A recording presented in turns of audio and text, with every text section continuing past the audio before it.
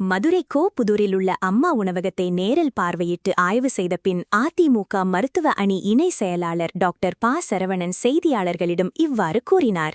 ஏழை எளிய மக்களுக்காக ஜெயலலிதாவால் தொடங்கப்பட்ட அம்மா உணவகங்களை மேம்படுத்தப் போவதாக முதலமைச்சர் ஜோசப் விஜய் அறிவித்திருப்பது பாராட்டுக்குரியது. தற்போது அம்மா உணவக பணியாளர்களுக்கு ஊதிய நிலுவை உள்ளது. சிலிண்டர் தட்டுப்பாடும் நிலவுகிறது. இவற்றை அரசு உடனடியாக சரி செய்ய வேண்டும். தொண்டு நிறுவனங்களின் ஒத்துழைப்போடு இத்திட்டத்தை சிறப்பாக செயல்படுத்தலாம்.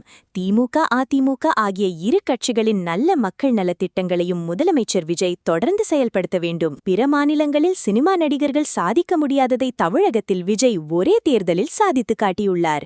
அவர் தேர்தலில் வென்றுவிட்டார். மக்கள் மனதை வெல்வாரா என்பதை பொறுத்திருந்து பார்ப்போம். எனது தலைமை என்றும் அதிமுக பொதுச் செயலாளர் எடப்பாடி பழனிசாமி மட்டும்தான் என்றும் டாக்டர் ப. சரவணன் தெளிவுபடுத்தினார். நேற்று ஒரு அறிவிப்பை பார்த்தோம்.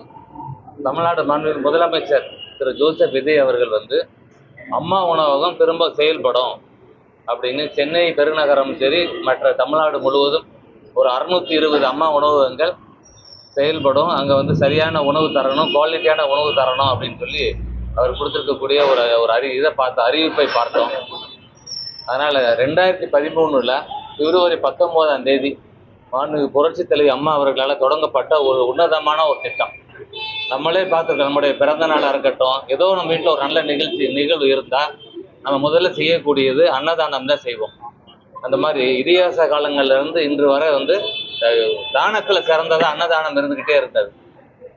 அந்த வகையில் பார்க்கையில் மிக முக்கியமான ஒரு திட்டம், சாமானிய மக்களுக்கான ஒரு திட்டம், எளிய மக்களுக்கான ஒரு திட்டத்தை செயல்படுத்தியிருந்தாங்க. அந்த மாதிரி ஒரு கண்ணோட்டத்தோட நியூயார்க் டைம்ஸில் மிகுந்து புகழ்ந்து எழுதப்பட்ட ஒரு திட்டங்களில் புரட்சி தலைவியோட இந்த ஒரு திட்டம் ஒன்று, மடிக்கணினி திட்டம் இருக்கிறது.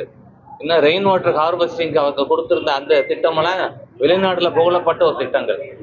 இதை முன்மாதிரியாக எடுத்து இந்தியாவில் பக்கத்தில் ஆந்திராவில் அண்ணா அமிர்த ஹஸ்தம் அப்படின்னு 2015 தொடங்குறாங்க. இந்த அம்மா உணவகத்தை ஒரு மாடலாக எடுத்து கர்நாடகாவில் தொடங்குறாங்க, ராஜஸ்தானில் தொடங்குறாங்க, வெஸ்ட் பெங்காலில் தொடங்குறாங்க, யூபியில் தொடங்குறாங்க. இப்படி பல்வேறு மாநிலங்களில் தொடங்கப்பட்டது.